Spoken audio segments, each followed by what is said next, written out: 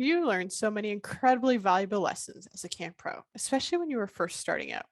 So many of those lessons likely became second nature, your default, if you will. Sometimes, however, we leave those lessons at camp at the end of each summer. We might think that's just how we present at camp, or that's just how we deal with people at camp. But join us today as we remember some of those key lessons that we once learned and chat about their relevance outside of summer camp, because as we all know, the rest of the world could use a little summer camp magic.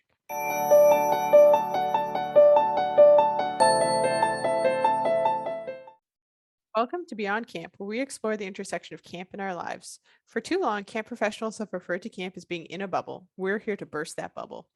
We know that camp intersects with every aspect of our lives. We're excited to delve into those. We are your hosts, Rachel Kent. My pronouns are she, her. And I'm Cassie Bloy. My pronouns are also she, her. We're here to go beyond camp with you.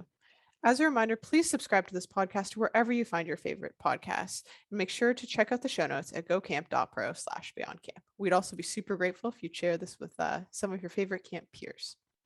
Now, let's get started.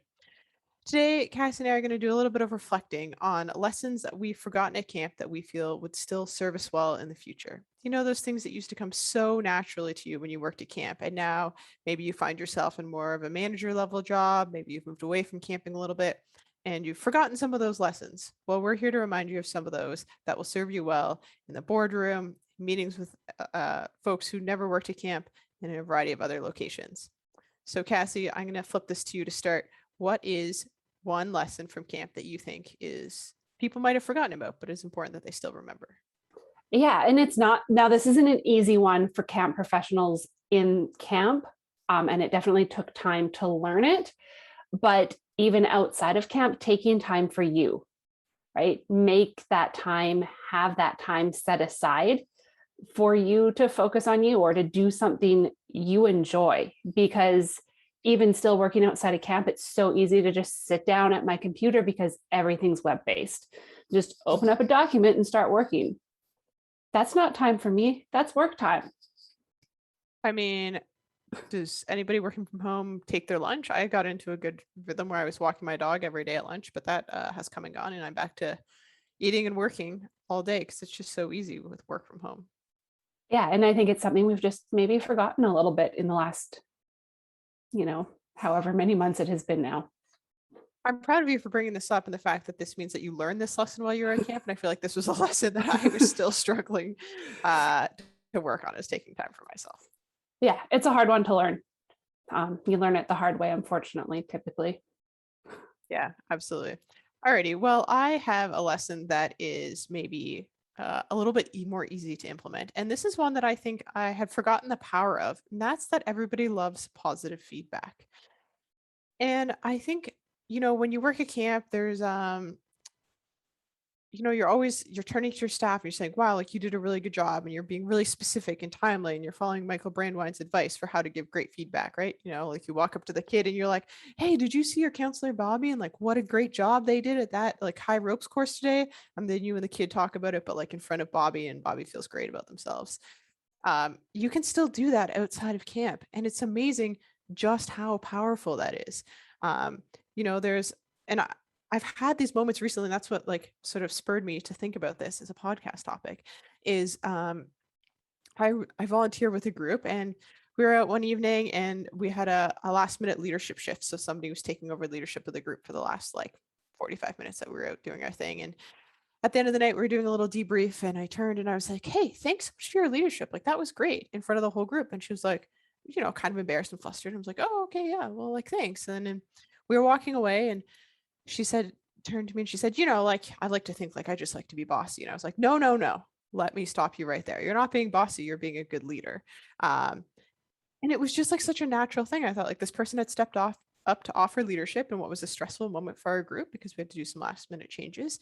And so I thanked her for that in front of the group, but it made such a difference. And apparently somebody else said it was still resonating with her a week later. So I think we forget how easy that can be. Oh, we definitely do. And I think we forget how appreciated it is, more Mm-hmm. specifically. I know right now it's something I need to be better at with my staff currently, just feedback in general, because they're asking me for feedback.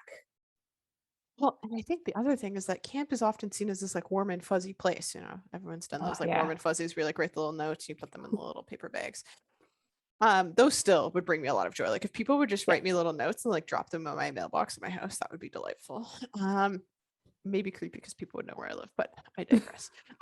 But people think of campus as warm and fuzzy place, but they don't always think of that as the workplace. And so then when you're the type of person who appreciates it and says something in a genuine way, not like in a suck uppy kind of way, but in one of those ways where you're like, wow, like thank you for doing this, where it's meaningful, short, it's not like over the top and elaborate.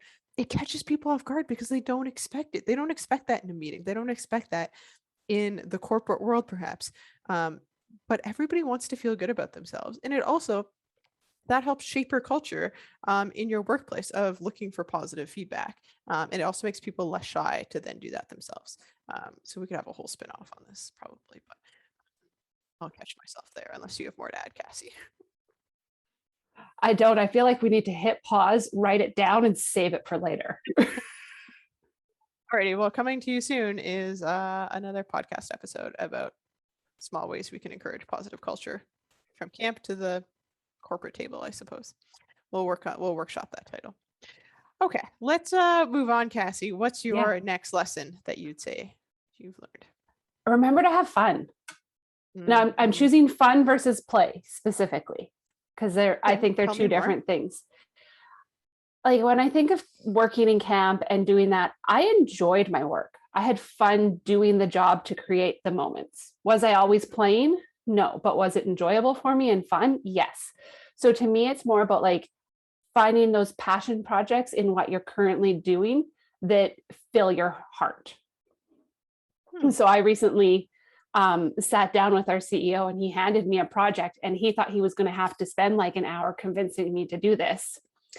5 minutes later, I was like, we're good. Like, I got this because I was excited about what he put on my plate because it fills my heart. It's a passion project. So I may have left the camp world, but I will be running summer camps this summer. Well, that's exciting, and that's quite the little news bomb that you're dropping on I us there. know. Wow, I'm speechless a little bit. That doesn't happen very often. Yeah, I'll be far removed from them. So I'll be hiring the people to run them and do all the work, but I am in the visionary process of creating this program. Wow, I love that for you. That's amazing. That's great So to know. like pulling that fun and that passion back into what you're doing. And there's always a way to do it or connect with it. And it might not be work related, it might be through volunteerism, or it might be a personal project that you just want to do in your spare time, but have fun. Yeah, I think I can speak to that a little bit because I was working in risk management for a good part of the pandemic. And it was like fascinating and interesting. Um, but I don't know if I would say it was fun. I mean, like I had a great team and all of that, but it was tough. And the pandemic and risk management, if anyone else has walked down that road, you know that it's challenging. And I think I found my fun and my passion projects outside of work, and that helped me balance things. Or even right now, like I found a group that volunteers in person where I'm living. And so it gives me a way to be connected to my community and out helping people. And I love it. And I get to have fun with them. And there's some play involved. And so it balances my sitting at my home office in front of my screen for 7, 8, 9, 10 hours a day. And I found that focus on like making sure there's something in your life that you feel passionate about helps me balance out when my job isn't always 110% exciting, because sometimes you have to have jobs you don't love. I think we all know that, right? Like you Mhm. you know, you have bills to pay, you have to live, but finding that balance, even if it's not at work, I think is really valuable. That's exactly it. There are always parts of your job that you are not going to enjoy. The boxes you Yes. have to check. Yep. You're so wise, Cassie. So much wisdom to share. I would also say, because I'm a big fan of play, that you should also find some times to play. May I suggest wearing a costume to Costco? Did that once, lost my Costco card. My had to get a new photo taken. I will forever be wearing a Nemo the fish hat on my Costco card. We can talk about that later. But find some fun and play. That's a great lesson. I like that. What's up Uh, next? well, before we head into our break, I'm going to share one more lesson. And to me, it's the lesson that everything is based off of relationships. I think relationships are so key. And we know that at camp, right? Like if you have good relationships with your staff, it's much easier to be like, hey, would you mind cleaning up the bathroom for the 17th time this week? or, whatever other unpleasant task you might have for them. Relationships are so valuable and they're so motivating. Mhm. And I think sometimes we forget that when we move out of camp into the corporate world and everything is emails or a quick, message on whatever platform you're using, a Slack message, let's say. But building and taking some time to cultivate those relationships will make your life infinitely easier down the road. Yes. And I think you just helped me find my speaking topic for my upcoming thing that I have to speak at: how to cultivate relationships within your staff team. Right. I love that. And sometimes I think it's just finding ways to find out more about the people you're working with, especially virtually. But, Mhm. think about when you talk to a kid and you ask them about like their pet or their favorite sports team or whatever it might be, and they love to talk about it. Well, adults are the same way. Like if somebody asks me about my dog, well, I hope you've booked off at least half an hour in your schedule because I will talk about them. But like find out what other people are interested in, build those relationships and find those commonalities. I think it's been so helpful for me when I'm building relationships with like third party service providers for the work that I'm doing, Mhm. or if it's work at a board level, like those relationships are so valuable. And I think sometimes we forget that from camp. We like know they're important, and then we go back and we're like just quick to fire off emails instead of putting in something nice and gentle and friendly in those. Yeah, and I think it's important for our young people that we work with too, like our teenage staff. Um, coming in to see your 30 something boss can be scary, but if you have built a proper relationship with them that's built more on the work that they do, your culture is going to be impacted by that. Absolutely. I also think of all the ways that you have built relationships at camp. You can absolutely still use those outside of camp. Like if you can build relationships with a 7-year-old whose sole interest in life is like ants, building little like ant hills, you can build a relationship with anybody. Mhm. And I'm certain that the camp pros listening to this can relate to what I'm talking about. Definitely. We all can. Great. And if anybody ever wants to talk about my dogs, please hit me up. Today was the first day they had to wear their coats outside together because it was cold out. And so they're trotting around in their matching coats. It's very cute. Anyways, so on that note, we're going to take a quick break. And when we come back, Cassie has some more great lessons for us. Looking for support from your colleagues, guidance about all things COVID related, or someone to talk with about best practices at camp? One of the top benefits we often hear mentioned from our members at ACA Illinois is our camp advocates. These staff serve as your go-to person for questions, updates, and personalized service support. Connecting with these like-minded camp pros will also build your camp network and assist in building more relationships for both yourself and your camp. Join them today to learn more about our exclusive member benefits at acail.org. All right, Cassie, what is another lesson that you think we knew at camp, we learned really well at camp, and we have maybe forgotten once we move past some of our camp days? Yeah, for sure. I think maybe not forgotten, but not realized for this one. Oh, I like that. So for me, one of the things I learned or realized I was good at was apparently nonprofit budgeting, right? Most camps, at least in Canada, fit within the nonprofit charitable sector. We're really good at finding zero and we're creative at like cost cutting and finding deals and like, where's the best place to go get popsicle sticks, right? Like, for some reason, these are the things I know.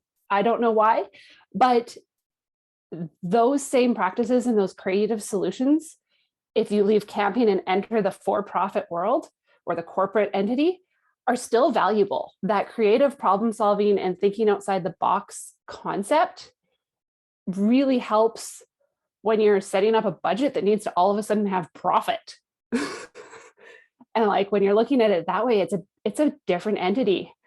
And you're like, okay, well, how else can I save money? Where else can I, how can I cut expenses without impacting my product or the experience that we're providing, but still have value? And I think at camp, that's something we're really good at. We find ways to cut what we can to make it work in a productive manner. Absolutely. And camp folks are creative in such a unique way as well that is often not seen in other parts of the world. I think we don't always have like Mhm. a linear way of thinking, or we're used to seeing a problem and being like, yeah, of course we can tackle this, and then coming up with like half a dozen different ways to tackle it or to differentiate solutions. So I think that is really valuable as well. Yeah. I And think, sorry, go ahead. it's just, you'll be surprised at what you actually know crosses over.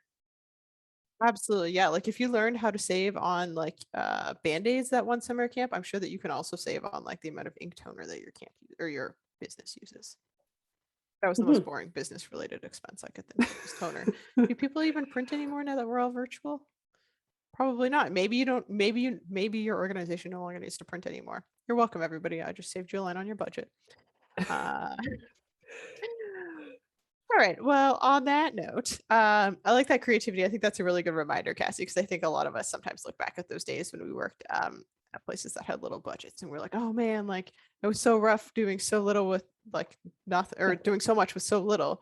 But there's incredible power in that, and really Mhm. like genius moments that come out of it. For sure. So my lesson is to be flexible like pipe cleaners. I had a great manager who would always be like, "We're flexible like pipe cleaners." So whatever sort of situation came up, we could contort ourselves and make ourselves work. Um, and I feel like that, especially through this pandemic, has really resonated with me. I just keep saying to people, well, I'm happy to roll with it. I think camp teaches us to be flexible in so many ways. Like you never know what's going to happen. Is a thunderstorm going to roll in? Is the power going to go out? Was there a bear on camp? Is everybody just having the best time of their lives at the waterfront? You absolutely cannot go to the next activity because they're just having the best time ever. Um, like life is always changing at camp, and it is in the rest of the world as well, but I think there's a lot more rigidity in the world, and folks aren't used to being flexible. And so I think when you can take that flexibility from camp, that mindset of like, oh yeah, like we'll just roll with it, we'll switch things up, can be really powerful, and can also, it can make you really attractive to employers as well, because you're able to roll with things. You're able to say, okay, yeah, I can take this limited information and like make something of it, because we do that at camp all the time, right? You start with the bare minimum, and then you just roll with it. You're flexible. And I think for me, that served me really well recently, and has been a lesson that I've been reflecting on. Yeah, well, and I think it can go for infant. Not only is it like valuable for an employer looking for employees, but employees looking for employers. If employers are flexible, you can be Mhm. flexible to a point. I've discovered that there is a line of flexibility as an employer that you may not want to cross over. Um, Totally. Yeah, and that's going to but tie in well to our next lesson. So remember that thought. yeah, so like, but it still it still has that balance of like, if you provide flexibility around hours, you may be able to attract a different cohort of potential employees. Mhm.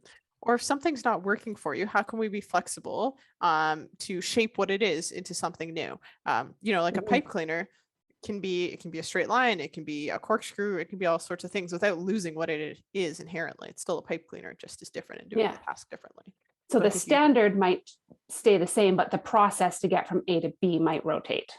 Yes, absolutely. I like that visual. If anybody's watching us on YouTube, Cassie was doing some good stuff with her hands there. Usually I'm the hand talker, but here we are. Yeah, I think that that's really important. I think also when we, as camp pros, we're used to differentiating like lessons and things for different types of learners. And that's also super applicable outside of the camp world. So don't forget about that. Kids learn different ways. Those kids become adults who are still learning in very different ways. So on that note, Mhm. don't get rid of your ink toner or your printer toner. You can still print things for people who prefer to learn that way. Please, I'm one of them. I like to write stuff down and print things off and hold them in my Oh, hands. there you go. So if Cassie's working for you, print some stuff off for her. So I'm talking about being flexible, but you have sort of the flip side of that. So Yeah. let's see your point, and maybe we can compromise and meet in the middle here. Remember to set boundaries with your staff team. I think this is just like from a camp perspective and a non-camp, like regular, real, quote unquote, real world, or outside of that bubble, we still need those boundaries. They still need to exist. And we need to remember that because, at camp, even if you are sleeping, there are nights where you need to turn that radio off and somebody else needs to be on call, right? Mm-hmm. Your staff need to know when they should come to you and what those escalation pathways actually are. Are you the first person they come to when a child is feeling sick as the camp director? Probably not. But do some staff do that anyways? Most likely. And it still happens outside. Like, are you receiving Slack notifications or Teams messages or texts from your staff at all hours of the day? Quite possibly. So leaving them unread and then in the morning following up with, hey, just so you know, Mm, I'm I not going like to that. respond after this hour. So, like, So if you're telling me you're sick and can't come to work the next day at midnight, am I going to respond to you at midnight? hopefully not. We have a policy in our organization, or like a, maybe it's not a policy, but they ask that if we are going to be working at odd hours, because some of us need to flex our schedule to for childcare and things like that, because we are Mhm. still in this little pandemic situation, not little, still large, still here. Um, is that if you're going to be working at night, try to delay send on your emails so that when you log in the morning, all the emails that you wrote at 9 o'clock at night show up the next morning at 9 a.m. And I think that's a feature on Outlook, which is what we use, because that way it doesn't stress out people who are receiving emails. Because I know sometimes, like if I get an email on my phone at 10 Mhm. p.m., I'm going to feel obliged to respond to it, even though that person is just working the hours that like best work for their schedule. So I think Yeah. there perhaps is a way that we can be flexible to allow for people to work in different circumstances and set really strong boundaries so that we're not sending Mhm. emails at midnight. Sorry to Oh, derail no. your And topic I there. don't even know if it's like even obliged to respond, but I feel obliged to at least read it. And Mm-hmm. then my brain goes from off hours into on hours. Yeah, absolutely. So you can even set boundaries with yourself. I don't allow work emails on my phone. It's a You're a good big, person, Cassie. You're a good it's person. really hard. They're on my computer, which is usually, within arm's reach. Fair enough. That's good though. Alrighty. Well, we're just about out of time for today. I think we'll do one last lesson. You all right if I take the last one there, Cassie? Yeah, go for it. I'm excited to see which one you pick. So this lesson came to me. I'm part of a mastermind group. I took a course just over a year ago, and so I meet with this group of folks every Thursday morning. And one of the things we do is we give presentations to each other. So I had to do a presentation on a book I had read, and so I am a bit of a procrastinator and had a busy time at work. So I didn't have to be perfectly honest, didn't have a ton of time in which to prepare this presentation. So obviously, 40 minutes before my 8 a.m. presentation, I was preparing. So I put together the slide deck, and because I didn't necessarily have a ton of material prepared, I put in a lot of opportunities for discussion. So I made it interactive, like brainstorm this, talk about this. Um, and people loved it. People were like, wow, I love this style of presenting. And I was like, wait a second, but this is just how we present at camp. Like, you don't sit your staff down for training and just talk at them for an hour. Like, you might talk to them for 20 minutes and then you encourage discussion and you prompt. And that I think is actually what prompted me or sparked the idea for this podcast topic was, wow, this is a lesson that was just so natural to me at camp, and I had forgotten the power of it. And then when you present it to folks who aren't used to that type of presenting, it seems really innovative. So it just seems like a really quick win that I want to remind people you have really unique ways of presenting. You should bring those outside of camp. Yeah, and it's so true. I've sat in far too many things that are people talking at me in the last, year and a bit that I've been with my new company. And I'm like, whew, this is rough. Like Mm-hmm. I can't just listen anymore. Yeah, so there's a quick win for you. However, I will say, for legal reasons, please don't prep all your work presentations half an hour before you give them. Don't learn that lesson from me. Oh, this was quite fun talking about all these lessons. Yeah, we might have to do a part 2 sometime. So stay tuned for that, folks.